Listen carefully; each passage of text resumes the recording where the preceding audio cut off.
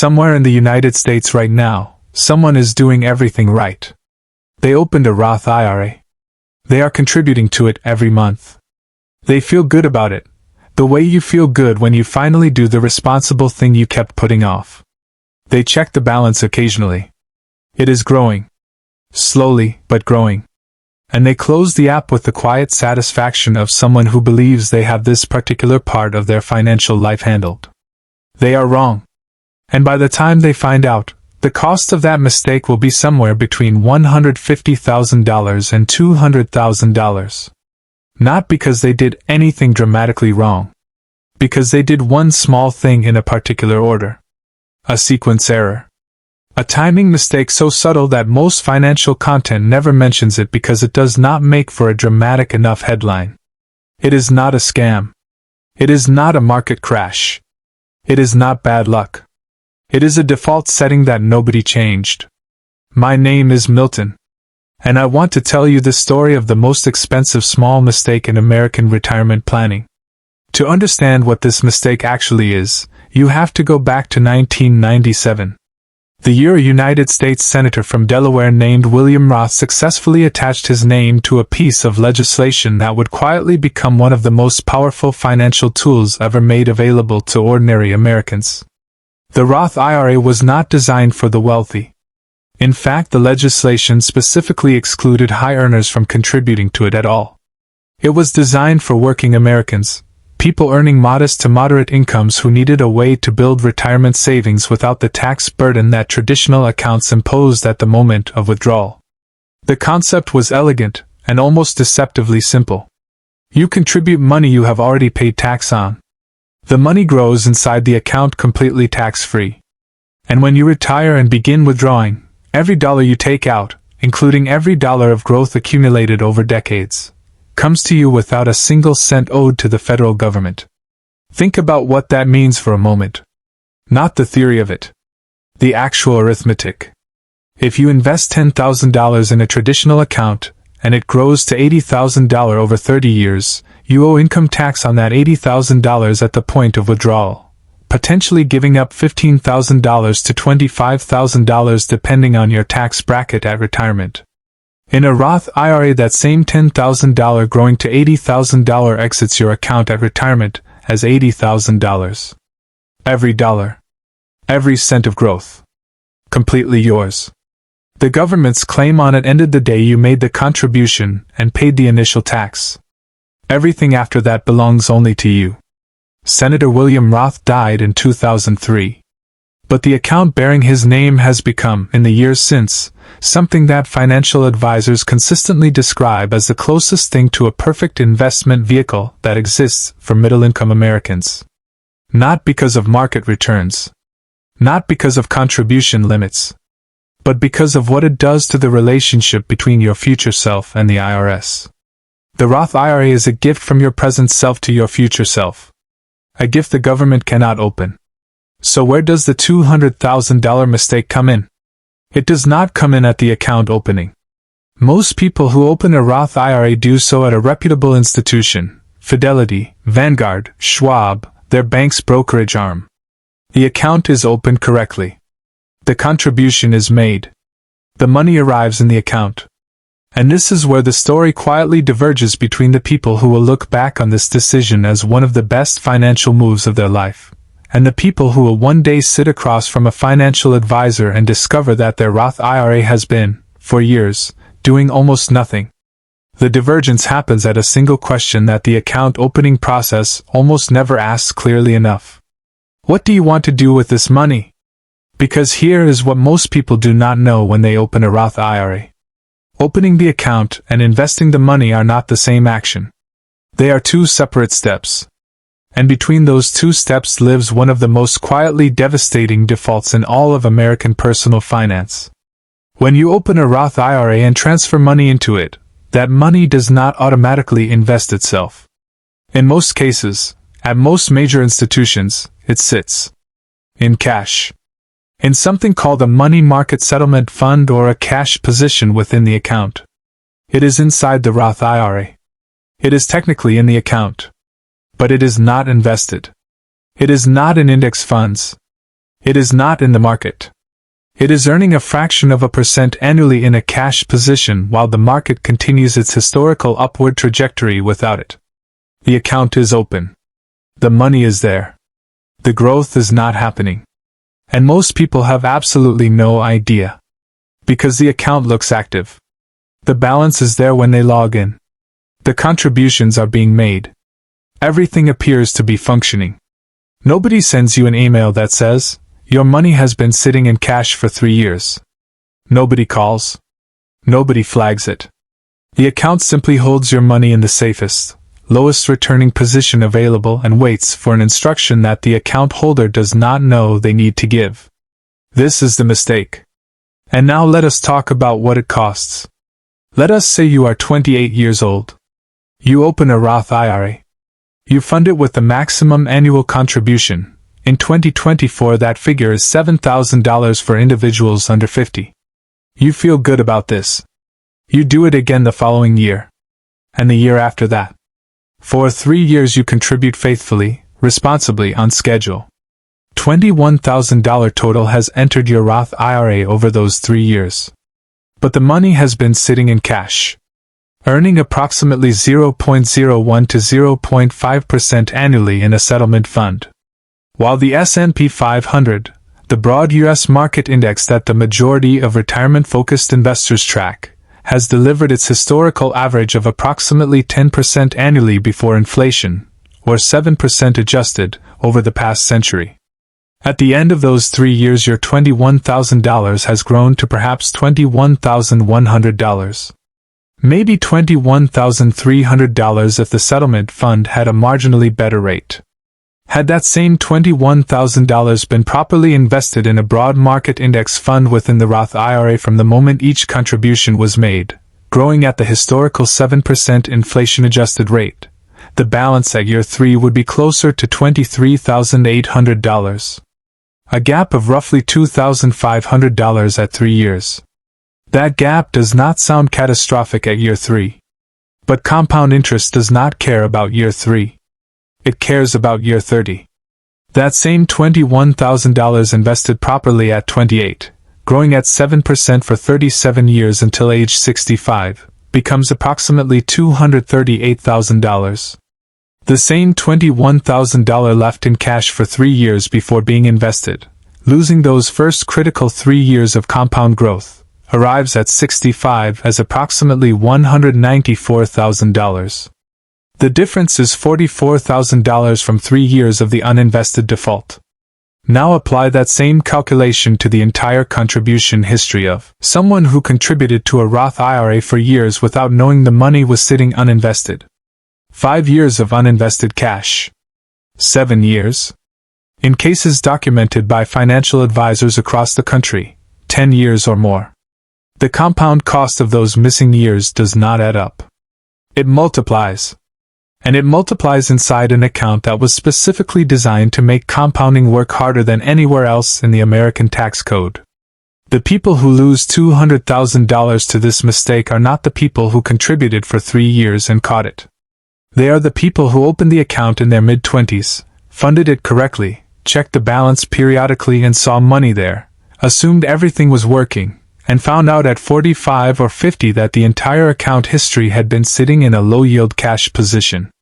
By that point the compounding years lost are not 3. They are 15 or 20. And 15 or 20 years of missed compound growth inside a tax-free account does not cost $44,000. It costs $150,000 to $200,000 depending on contribution amounts and the specific timeline. That is the number. That is where it comes from. And that is why it is so important, because it is not a market loss. It is not a bad investment choice. It is the cost of a default that nobody warned them about. Now let us talk about why this happens so consistently. Because the answer to that question is more interesting than the mistake itself. The financial services industry in the United States is structured, in many ways, around account opening. Brokerage firms measure success in accounts opened, assets under management, contribution volume. The moment a customer opens a Roth IRA and funds it, that customer has completed the primary conversion event the institution cares about.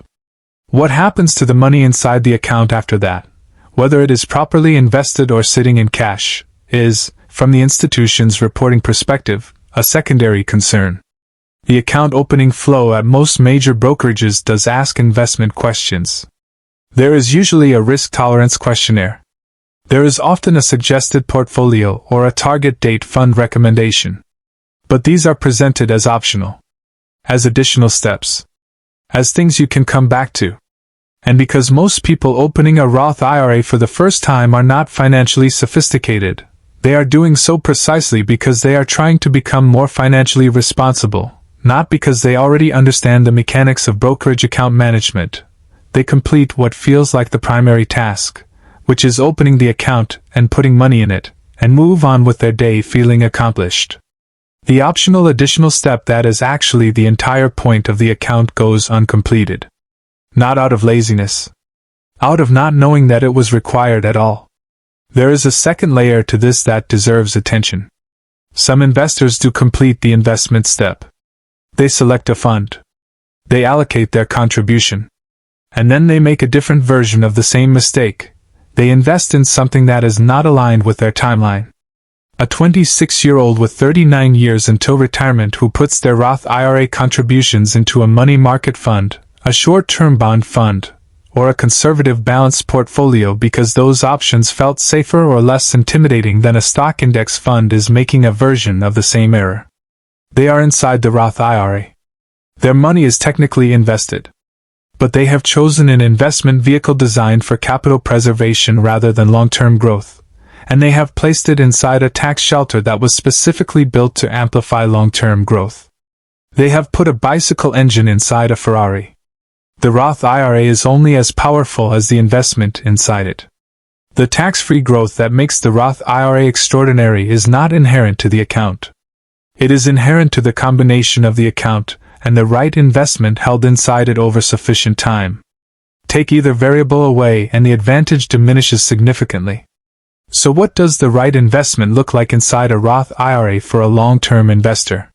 The answer that financial planners return to most consistently, and that the data from decades of market history supports most clearly, is a low-cost broad market index fund. Specifically, a total U.S. market index fund or an S&P 500 index fund with an expense ratio as close to zero as possible. Vanguard's VTSAX. Fidelity's FZROX. Schwab's SWTSX. The specific ticker matters less than the concept. A single fund that holds a small piece of every major company in the United States, rebalances automatically, charges near zero in fees, and has historically returned 9 to 10% annually before inflation over the past century. The reason this specific type of investment pairs so powerfully with a Roth IRA is not complicated. A Roth IRA eliminates the tax on growth. A broad market index fund maximizes growth over long time horizons through diversification, low fees, and compound reinvestment. The two mechanisms together create a compounding engine that operates with minimal friction, minimal tax drag, and minimal active management requirement. Set it. Fund it. Leave it alone. Check it once a year. That is the entire strategy. The complexity that most people imagine is required to manage a Roth IRA effectively does not exist. The most powerful thing a 25-year-old can do with a Roth IRA is open it, put a broad market index fund inside it, set up automatic monthly contributions, and not look at it closely until they are 40. The market will do the work. The tax shelter will protect the gains. Time will do the compounding. The investor's primary job is to not interrupt the process. There is one more layer to this story that most Roth IRA conversations leave out entirely. And it sits at the intersection of time and contribution limits. The annual contribution limit for a Roth IRA, $7,000 in 2024 for individuals under 50, is not a rolling balance. It does not accumulate or carry forward. If you are eligible to contribute $7,000 to a Roth IRA in 2024 and you do not contribute, that $7,000 slot is gone. You cannot contribute $14,000 in 2025 to make up for it. The contribution window for each tax year closes permanently when the tax filing deadline for that year passes. This means that every year a person delays opening a Roth IRA is not just a year of missed growth. It is a permanently closed contribution window. A sealed door. A year of tax-free compound potential that no future action can recover.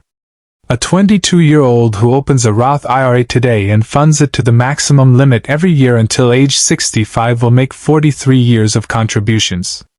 A 32-year-old starting the same journey will make 33 years of contributions. The 10-year head start is not just worth 10 years of contributions, it is worth the compound growth on those 10 years of contributions for the remaining duration of the investment horizon. At 7% average annual return, each $7,000 contribution made at 22 is worth approximately $105,000 at 65. Each $7,000 contribution made at 32 is worth approximately $53,000 at 65. Same dollar amount. Same account. Same investment. $50,000 less per contribution simply because of when it was made. The Roth IRA is a time machine. And every year you delay getting in costs more than the year before it. There is a specific kind of regret that does not announce itself loudly. It does not arrive with the drama of a market crash or the clear story of a bad investment gone wrong. It arrives quietly, years later, in the middle of a conversation with a financial advisor or an afternoon with a retirement calculator.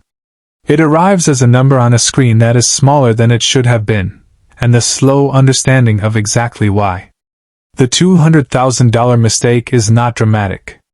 That is the most important thing to understand about it. It is the cost of a default. The cost of an uninstructed option. The cost of an account that looked like it was working and was not. The cost of a contribution window that closed every December 31st for years while the account sat in cash and the market continued its long imperfect upward journey without the money that was supposed to be inside it. The Roth IRA is still the closest thing to a perfect retirement vehicle that exists for middle-income Americans. Senator William Roth's gift to working people has not changed. The mathematics of compound tax-free growth have not changed. The historical return of the broad U.S. market has not changed. What needs to change is the moment after the account is opened. The second step. The one that is technically optional but is actually the whole point. Open the account. Then invest the money inside it. In that order. Without skipping the second part. That is the entire lesson. And it is worth $200,000. If this is the first time you are hearing this, open your Roth IRA account today and check what your contributions are actually invested in. Not whether money is there. What it is invested in. If the answer is a cash position or a settlement fund, that is your sign. Make the change today. The years you have already contributed are not recoverable. But every contribution from this point forward compounds in full from the day you make it. Drop a comment below and tell me, did you know about this before today? I want to know honestly how many people are watching this with a Roth IRA they have never actually checked the investment allocation on. Your answer matters. And if this gave you something real to act on, subscribe to Investor Milton. Every single week we come back with the kind of financial conversation that cuts through the noise and gets straight to what actually moves the needle. Build intelligently. See you in the next one.